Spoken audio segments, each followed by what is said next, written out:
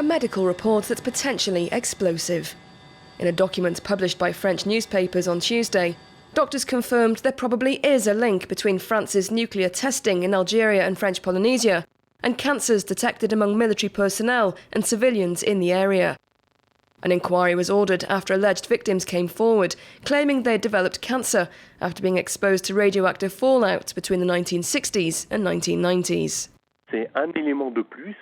It's one extra element to prove that these nuclear tests did have consequences on the population. The victims are still coming up with evidence so that their claims will be acknowledged and compensation will be accorded to each and every one of them.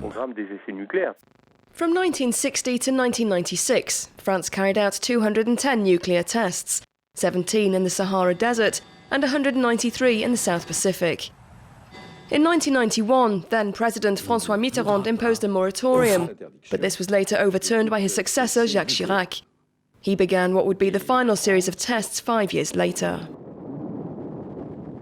In 2003, a group of alleged victims filed a complaint against the state over the nuclear experiments. In 2010, then-Defence Minister Hervé Morin set up a compensation fund, but it's been criticised for having overly rigid criteria. The compensation fund requires victims to qualify for 3 criteria. First, they had to have been in the radioactive test zone. Secondly, they had to be there on the dates where the experiments were carried out. And thirdly, they have to have had an illness on a prescribed list. At first, there were only 18 types of illness on that list, although it's now 21. But experts around the world say there are many more that are linked to radioactivity. Now armed with the latest medical analysis, victims hope the criteria for compensation will be extended and that top-secret military documents will be made public.